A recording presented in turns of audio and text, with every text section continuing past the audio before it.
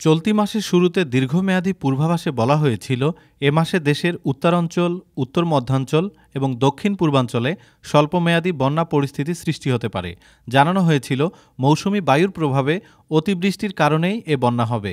এর মধ্যে এখন উত্তর মধ্যাঞ্চলের মৌলভীবাজার, হবিগঞ্জ, ব্রাহ্মণবাড়িয়া এবং দক্ষিণ পূর্বাঞ্চলের কুমিল্লা, ফেনী, চট্টগ্রাম, খাগড়াছড়ি, নোয়াখালী বন্যা কবলিত হয়ে পড়েছে। সব মিলিয়ে এখন দেশের ৮ জেলা বন্যা কবলিত হয়ে পড়েছে। এসব জেলা হলো কুমিল্লা, ফেনী, চট্টগ্রাম, খাগড়াছড়ি, নোয়াখালী, মৌলভীবাজার, হবিগঞ্জ ও ব্রাহ্মণবাড়িয়া।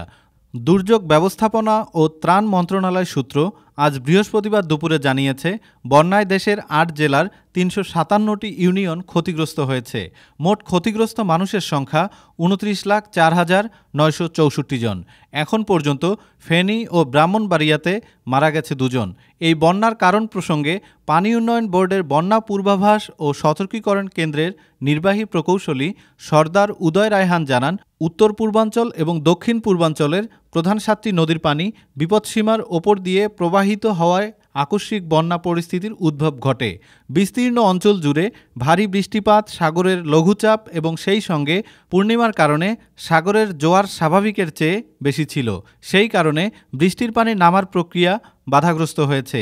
সেই সঙ্গে উজানের প্রবল বৃষ্টিপাতের কারণে আমাদের মৌলভীবাজার, হবিগঞ্জ, ব্রাহ্মণবাড়িয়া এবং দক্ষিণ পূর্বাঞ্চলের কুমিল্লা, ফেনী, চট্টগ্রামের নদীবাহিত নিম্নাঞ্চল প্লাবিত হয়।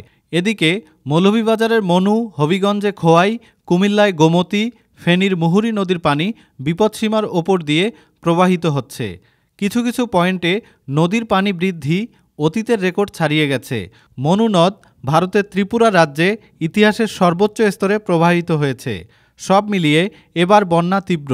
অতিবৃষ্টি ও এর সঙ্গে লঘুচাপ এবং পূর্ণিমার উপস্থিতি মিলিয়ে বন্যা ব্যাপক আকার ধারণ করেছে।